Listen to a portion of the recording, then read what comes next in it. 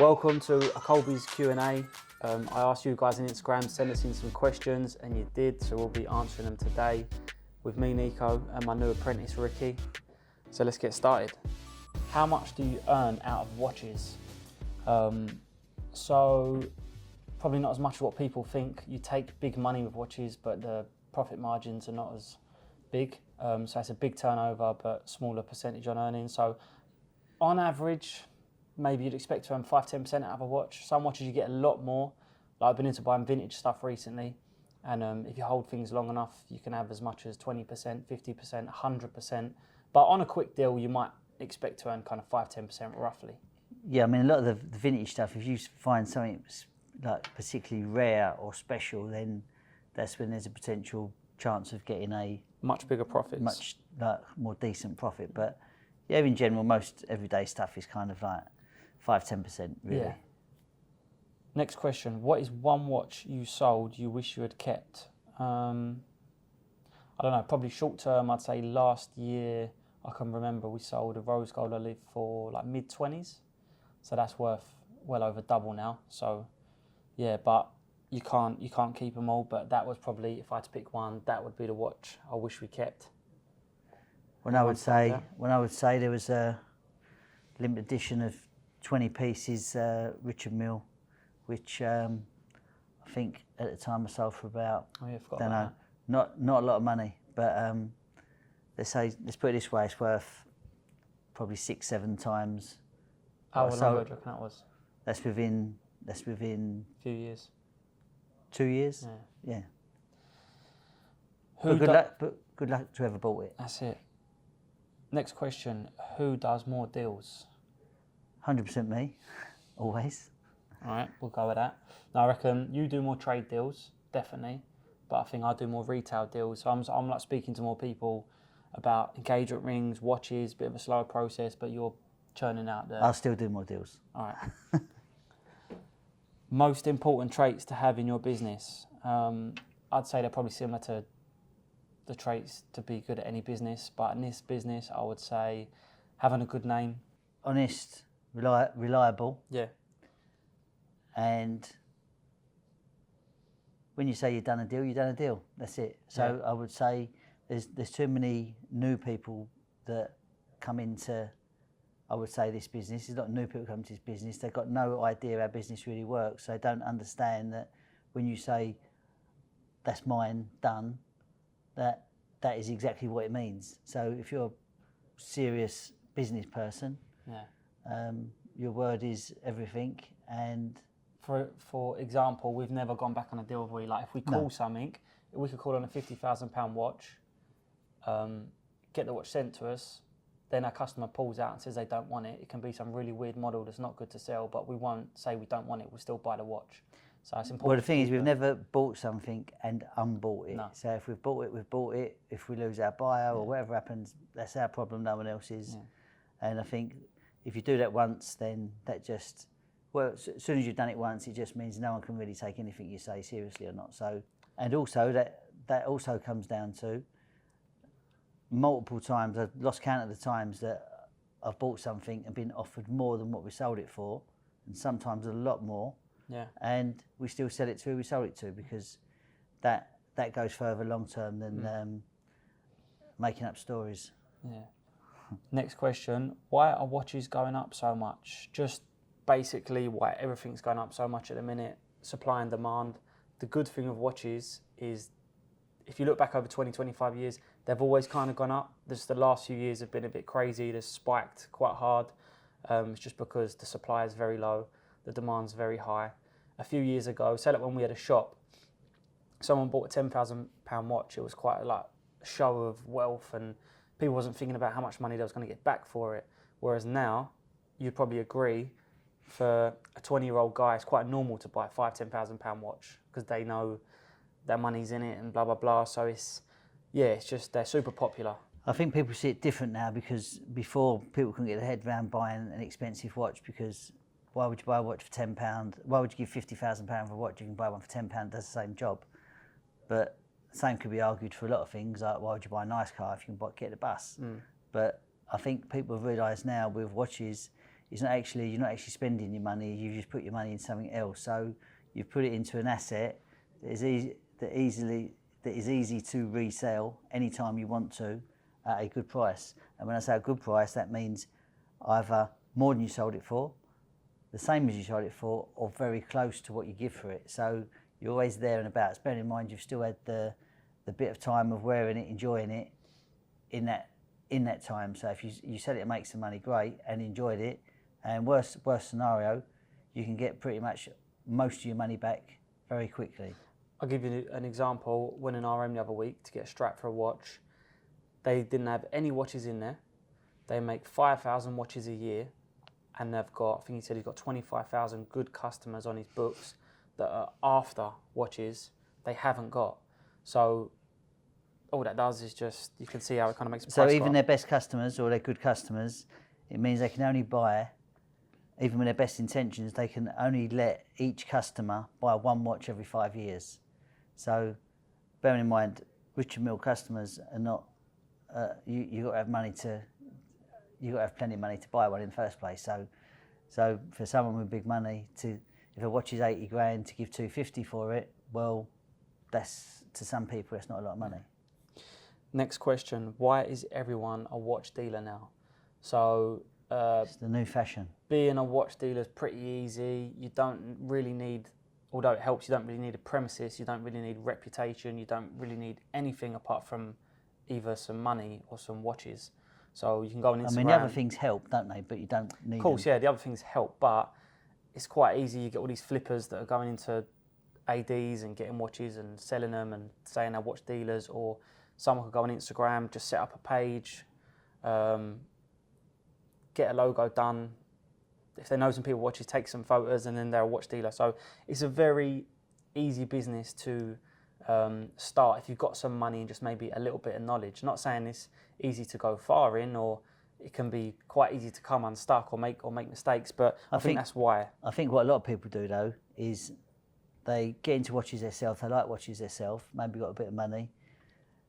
They might have a little profit, have something a while, get bored of it, have a little profit. Then they think, oh, it's a good thing to do. It's like easy, it's nice, it's fun, it's all that stuff. Then they might get a few watches, send them to their friends and stuff like that, and then they might get the bug for doing it.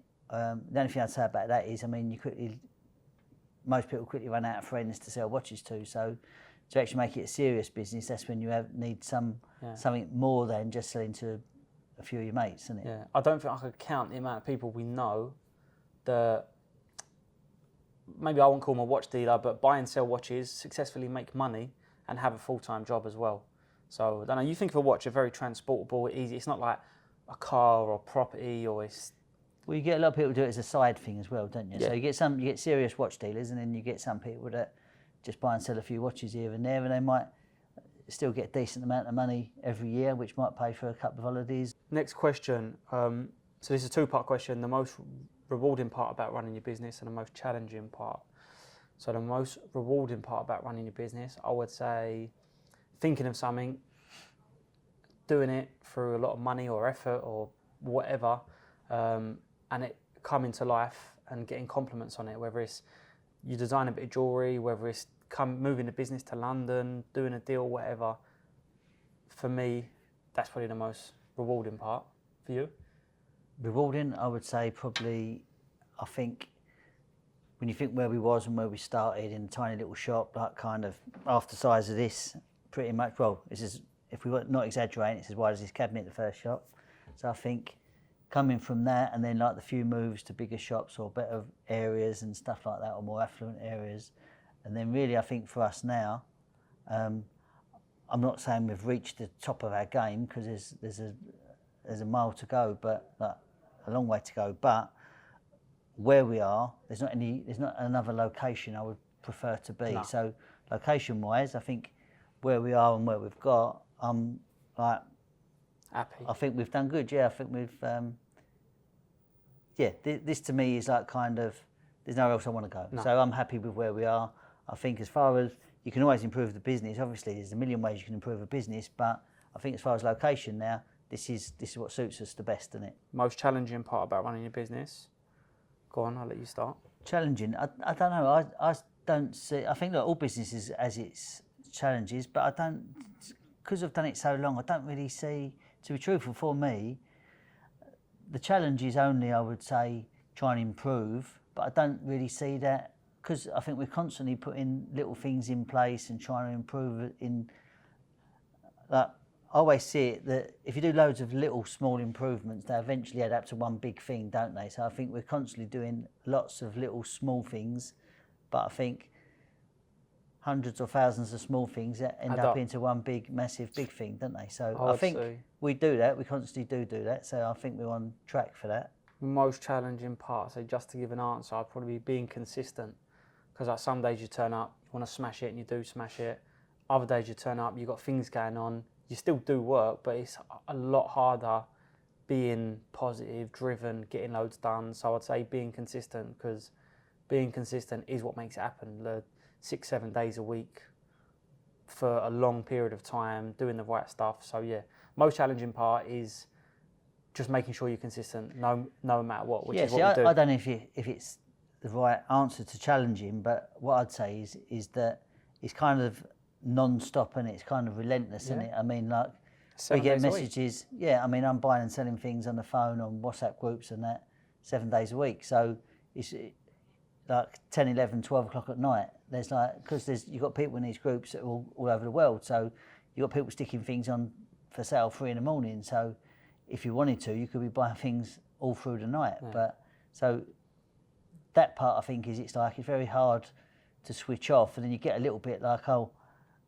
I need to look what's going on or check their message in case I miss something. Next question, funniest story from having a shop. We talked about this before. It's difficult to say the funniest, but go on, you had one. I don't know, there's loads of little things over the years. I don't know if it's the funniest, but it's something that sticks out in my mind.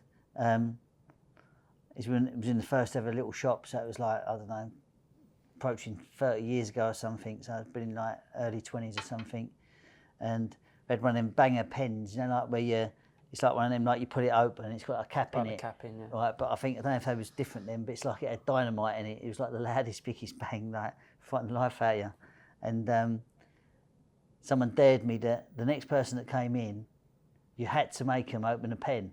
So I was like, yeah, no problem anyway. Next thing, well, don't forget, when you're like 20-ish, when you've got someone who's probably like 60, 70, it's like they're 300 years of age, isn't it? Like, it's not old now, but it's only because I'm getting old myself. But so this woman come in, and I thought to myself, oh no, it's a bit strong. How can I do, like, get her to do this? It's like, kind of, what if she has an heart attack or drops down dead before or something?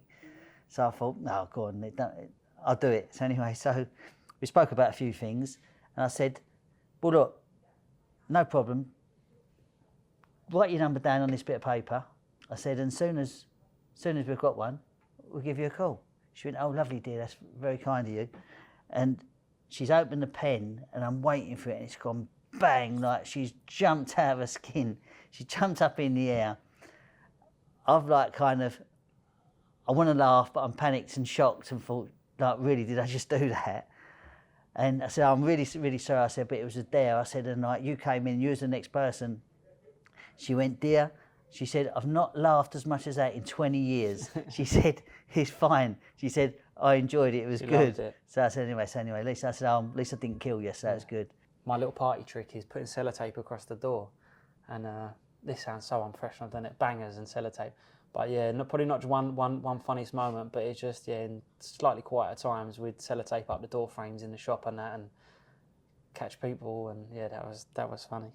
We've moved on now. Yeah, we've moved on now. We're a little bit more professional. Hair and towel, no sellotape across the doors. No bangers, all the bangers are gone. That's it. What does the average day consist of or look like? So now, still super busy, but a lot more relaxed. We get up here quite early in the morning. Obviously customers ain't up early, so we're crashing out all messages, emails, bits and pieces, first thing, orders, chasing bits up, dealing with people in the trade. Things probably get going just before lunchtime with customers, 10, 11 o'clock.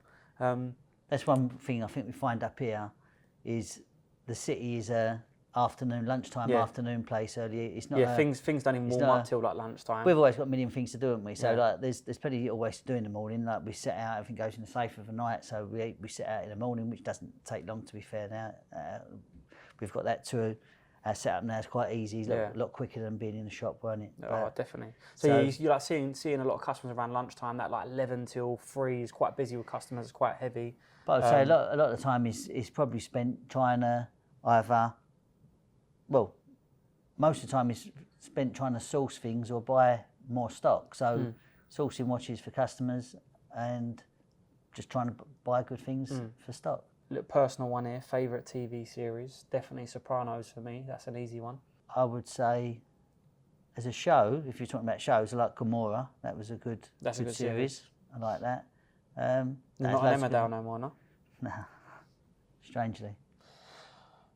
Next question, who does all the Instagram? So Lenny, if any of you know Lenny, he pretty much does, I'd say 90% of Instagram. He's replying to all the messages, unless he's not here. He does all the stories. You've got Alex, who's behind the camera now. He's doing a lot of the new reels, and if you see something that's kind of nicer, more professional post, Alex is behind that. Well, Nico started it, didn't you? You started it in about 2014, probably, wasn't it? That's it. Yeah. So you was doing it for years, weren't you? Yeah. So you was doing it for years, and then since Lenny's been with us, he's been. Yeah, I wasn't taking it seriously, so I knew that we had to do it, but I probably wasn't putting as much effort into it as we should. And then Len come on and said, "Oh, you've really got something here. You've got a good tool. You need to use it more and get back to more of the messages and stuff." And we have, and it's been really good. We Instagram's a massive part of our turnover, so yeah, it's good. But to answer the question, Lenny does most of the answering your messages and stuff. Next question, I need an engagement ring. Can I come up and have a look? Yeah, of course. We've got hundreds in stock. We can make anything up. We've got fantastic workshops. So yeah, of course, you can come up, just speak to us, DM or WhatsApp us, call us. We'll book you an appointment, come up. There's never no pressure with us. You can look through all the different rings. We've got rings from 2,000 up to 100,000.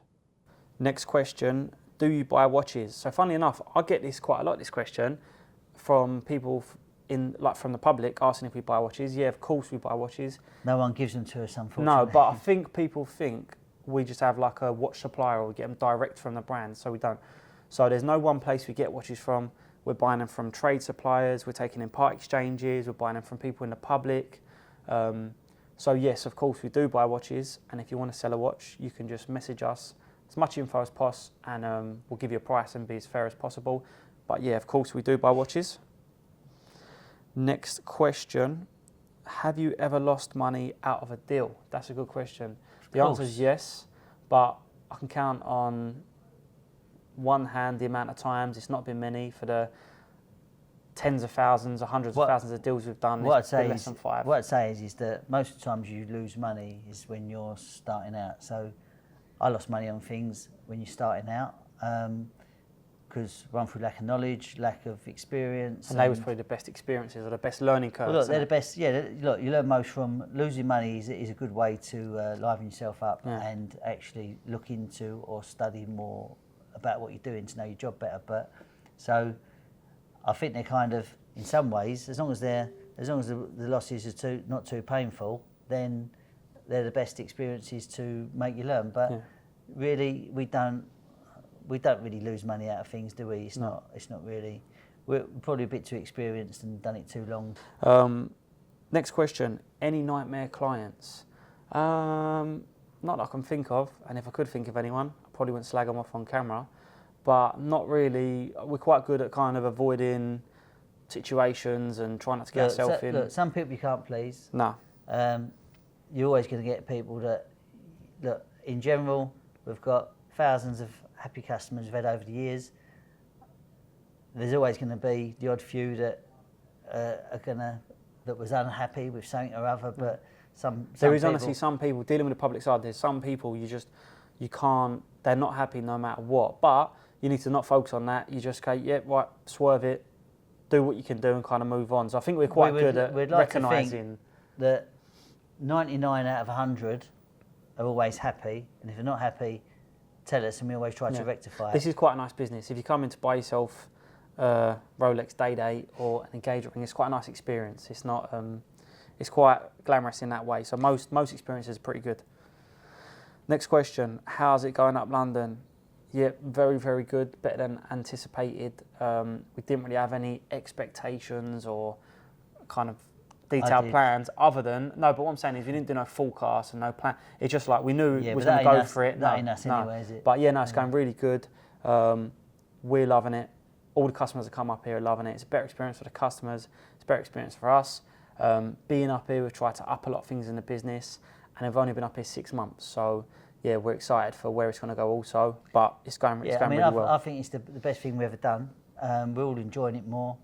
It's cut out a lot of the day-to-day boring stuff that you get in the shop. So we've cut a lot of that out, and now we see less people, but generally we see less people that are more serious people. Yeah, 100%. So less people that waste your time. And the last question was one piece of advice for running a business, if you could only give one.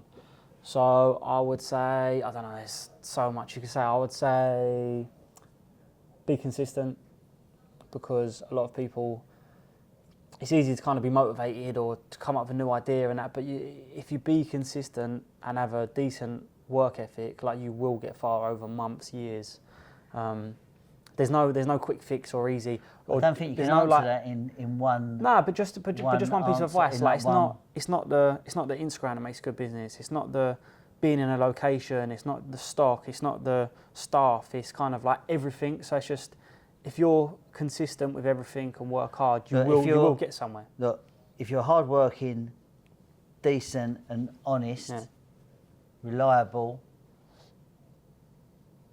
and generally a decent person, then whatever you choose to do, you'll get somewhere. You'll get somewhere in life, and I think a lot of it is more down to everyone finds a reason why they can't. Find all the reasons why you can. So it's a lot of people are very lazy, and a lot of people find they're very kind of negative. So when you list all the reasons why you can't do something, well, like, forget that.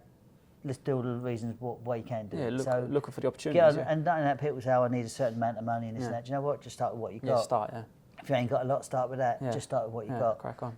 So whether that's in a very small way, then just do that. But the most important thing is just start. Yeah, just start. Yeah. So that was it. Hope you enjoyed it. That was about 20 odd questions. We had hundreds sent in, so thank you. Just answered a few of them. Alex is going to make it look like we've been here and done this in one take, but we've been back and forward with customers, cutting. Started this morning, it's now gone lunchtime. So hope you enjoyed it. Let us know what you think, and we'll see you soon.